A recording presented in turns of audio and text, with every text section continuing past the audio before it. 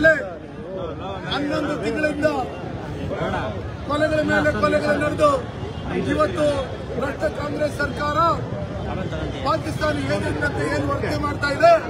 ಇತ್ತೀಚಿನ ದಿನಗಳಲ್ಲಿ ಆಳು ಆಗಲೇ ಕೊಲೆಗಳಾಗುತ್ತಾ ಇರ್ತಕ್ಕಂಥ ನೋಡಿದಂತ ಸಂದರ್ಭದಲ್ಲಿ ಈ ಕರ್ನಾಟಕ ರಾಜ್ಯದಲ್ಲಿ ಹಿಂದೂಗಳಿಗೆ, ದೇಶಭಕ್ತರಿಗೆ, ರಾಮನ ಭಕ್ತರಿಗೆ, ಇಲ್ಲಿರ್ತಕ್ಕಂಥ ಸ್ಥಳೀಯರಿಗೆ ಯಾವುದೇ ರೀತಿಯಂತ ರಕ್ಷಣೆ ಇಲ್ಲದೆ ಇವತ್ತು ಹುಬ್ಬಳ್ಳಿಯಲ್ಲಿ ಲವ್ ಜಿಹಾದ್ ಹೆಸರಿನಲ್ಲಿ ಒಂದು ನೇಹಾಳ ಕೊಲೆ ಏನಾಗಿದೆ.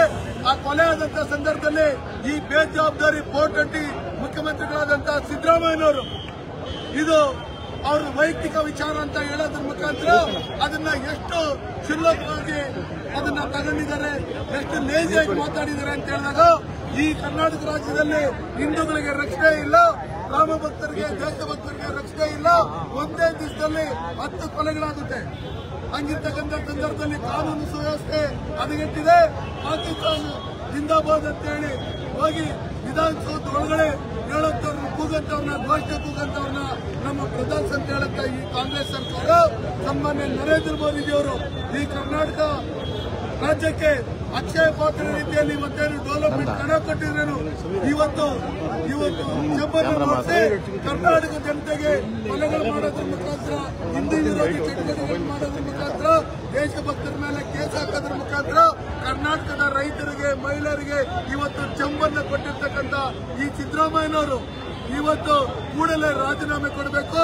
ನೇಹ ಕೊಲೆ ಯಾರು ಮಾಡಿದರೆ, ಅದ್ರ ಹಿಂದೆ ಯಾರ್ಯಾರು ಪಾಕಿಸ್ತಾನಿ ಏಜೆಂಟ್ಗಳಿದ್ದಾರೆ, ಅದ್ರ ಹಿಂದೆ ಯಾರ್ಯಾರು ಕೈವಾಡ ಇದೆ, ಅವ್ರನ್ನ ಕೂಡಲೇ ಅರೆಸ್ಟ್ ಮಾಡಬೇಕು. ನೇಹವನ್ನ ಕೊಲೆ ಮಾಡಿದಂತವನಿಗೆ ಕೂಡಲೇ ಗಲ್ಲು ಶಿಕ್ಷೆ ಆಗ್ಬೇಕು ಅಂತ ಹೇಳ್ಬಿಟ್ಟು ಹೇಳಿ ಇಡೀ ಕರ್ನಾಟಕ ರಾಜ್ಯದಾದ್ಯಂತ ಭಾರತೀಯ ಜನತಾ ಪಾರ್ಟಿ ಮತ್ತೆ ಜಾತ್ಯತೀತ ಜನತಾದಳ ನಾವೆಲ್ಲ ಒಗ್ಗಟ್ಟಾಗಿ ಎಲ್ಲ ಕಡೆ ಉಗ್ರವಾದಂತಹ ಹೋರಾಟವನ್ನು ಮಾಡ್ತಾ ಇದ್ದೀರಿ. ಈ ಹೋರಾಟವನ್ನ ಹತ್ತಿಕ್ಕಂತ ನಿಟ್ಟಿನಲ್ಲಿ 10 ನಿಮಿಷಕ್ಕೆ ಹೋರಾಟ ಸಾಕು, 10 ನಿಮಿಷಕ್ಕೆ ಹೋರಾಟ ಸಾಕು ಅಂತ ಹೇಳ್ತಾ ಇರ್ತಕ್ಕಂಥ ಈ ಪೊಲೀಸ್ ಇಲಾಖೆ ನಮ್ಮ ಕಾಂಗ್ರೆಸ್ ಸರ್ಕಾರದ ಏಜೆಂಟ್ಗಳಂತೆ, ಗುಲಾಮರಂತೆ ಇವತ್ತೇನು ನಡ್ಕೊಂತ ಇದ್ದಾರೆ.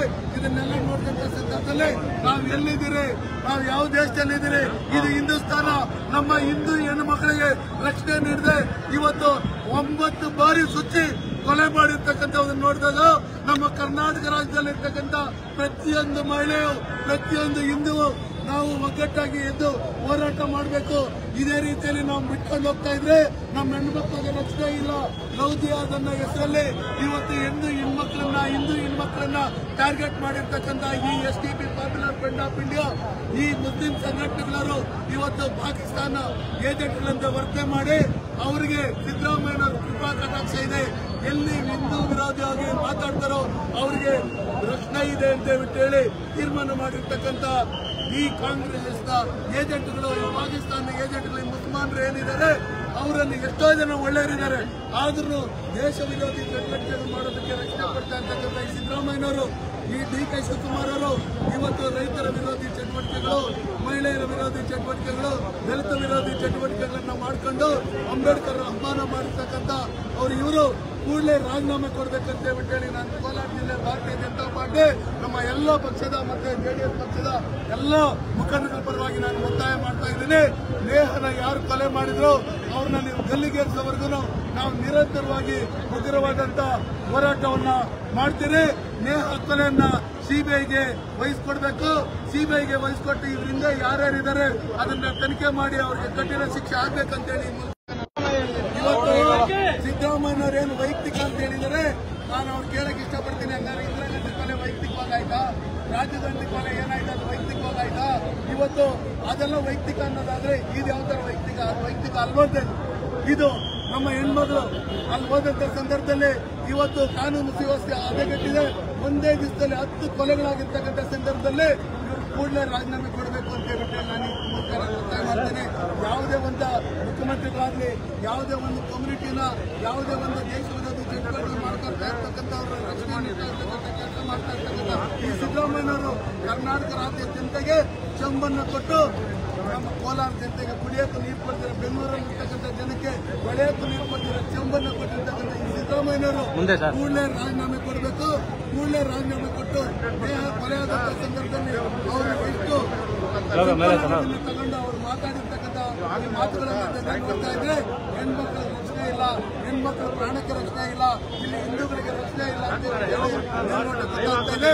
ಅದಕ್ಕೋಸ್ಕರ ನಾಡಿನಾದ್ಯಂತ ಇರ್ತಕ್ಕಂಥ ನಾವು ಹಿಂದೂ ನಮ್ಮ ಭಾರತ ದೇಶದ ಎಲ್ಲ ರಾಮ ಭಕ್ತರಿಗೆ, ದೇಶಭಕ್ತರಿಗೆ ನಾನು ಕೈ ಮುಗಿದು ಕೇಳ್ಕೊಳ್ಳೋದಿಷ್ಟೇ, ಈ ಸಿದ್ದರಾಮಯ್ಯನವರು ತೊಲಗೋವರೆಗೂ, ಈ ಕಾಂಗ್ರೆಸ್ ಮುಕ್ತ ಕರ್ನಾಟಕ ಮಾಡೋವರೆಗೂ, ನೇಹನ ಕೊಲೆ ಮಾಡಿರೋರನ್ನ ಎಲ್ಲಿಗೆ ಏರಿಸೋವರೆಗೂ, ಮತ್ತೆ ಯಾವ ನೇಹ ಕೊಲೆ ಇದೆ ಅದು ಸಿಬಿಐಗೆ ವಹಿಸೋವರೆಗೂ ನಾವು ಉಗ್ರವಾದಂತಹ ಹೋರಾಟವನ್ನು ಮಾಡ್ತೀವಿ.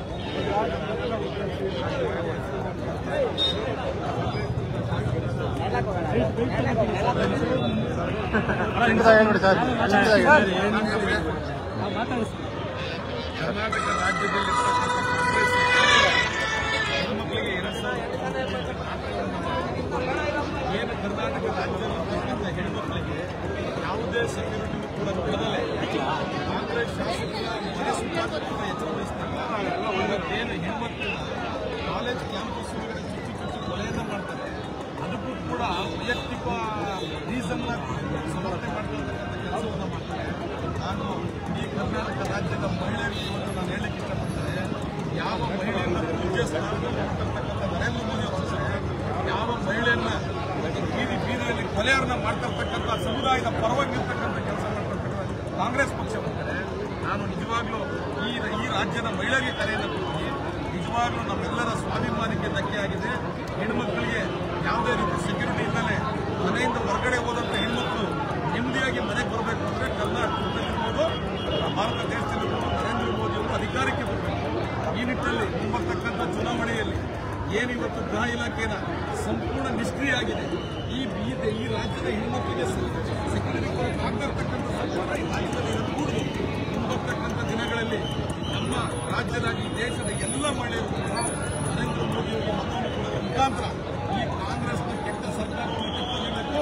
ಮುಂಬರ್ತಕ್ಕಂಥ ದಿನಗಳಲ್ಲಿ ಮಹಿಳೆಯರಿಗೆ, ಮುಸ್ಲಿಂ ಮಹಿಳೆಯರು ಕೂಡ ತಲಾಖನ್ನು ರದ್ದು ಮಾಡೋದ್ರ ಮುಖಾಂತರ ಈ ದೇಶದ ಹೆಣ್ಮಕ್ಳಿಗೆ ಗೌರವವನ್ನು ಕೊಟ್ಟಿರ್ತಕ್ಕಂಥ ಸನ್ಮಾನ್ಯ ನರೇಂದ್ರ ಮೋದಿ ಅವರಿಗೆ ಮುಂಬರ್ತಕ್ಕಂಥ ಚುನಾವಣೆಯಲ್ಲಿ 28ಕ್ಕೆ 28 ಸ್ಥಾನವನ್ನು ಗೆಲ್ಲುವ ಮುಖಾಂತರ ನರೇಂದ್ರ ಮೋದಿ ಅವರಿಗೆ ಮಹಿಳೆಯರು ಇವತ್ತು ಮತದಾನವನ್ನು ಮಾಡೋದ್ರ ಮುಖಾಂತರ ದೇಶಕ್ಕೆ ಅರ್ಪಣೆಯನ್ನು ಮಾಡಬೇಕು ಅಂತ ಈ ಸಂದರ್ಭದಲ್ಲಿ ಬಿಜೆಪಿ ಅವರು ಸಾವಿನ ಮೇಲೆ ರಾಜಕೀಯ ಮಾಡ್ತಿದ್ದಾರೆ ಅಂತ ಹೇಳಿ ಕಾಂಗ್ರೆಸ್ ನೋಡಿ, ಬಿಜೆಪಿಯವರು ಸಾವಿನ ಮೇಲೆ ರಾಜಕಾರಣ ಮಾಡ್ತಿದ್ವಿ ಅನ್ನೋದಕ್ಕಿಂತ ನೊಂದಂತ ಮನೆಗೆ ಒಬ್ಬ ಕಾರ್ಪೊರೇಟರ್ ಮಗಳಿಗೆ ಸೆಕ್ಯೂರಿಟಿ ಇಲ್ಲ ಅಂತಂದ್ರೆ ಒಬ್ಬ ಸಾಮಾನ್ಯ ಮಹಿಳೆಯ ಪರಿಸ್ಥಿತಿ ಕರ್ನಾಟಕ ರಾಜ್ಯದಲ್ಲಿ ಯಾವ ರೀತಿ ಇದೆ ಅಂತಕ್ಕಂಥದ್ದನ್ನ ನಾವು ಯೋಚನೆ ಮಾಡಬೇಕು. ಮಾನ್ಯ ಗೃಹ ಸಚಿವರು ಆ ಇಲಾಖೆಯನ್ನು ನಿಭಾಯಿಸೋದ್ರಲ್ಲಿ ವಿಫಲರಾಗಿದ್ದಾರೆ ಅಂತೇಳಿ ಈ ಸಂದರ್ಭ ಆರೋಪನ ಮಾಡ್ತಾರೆ.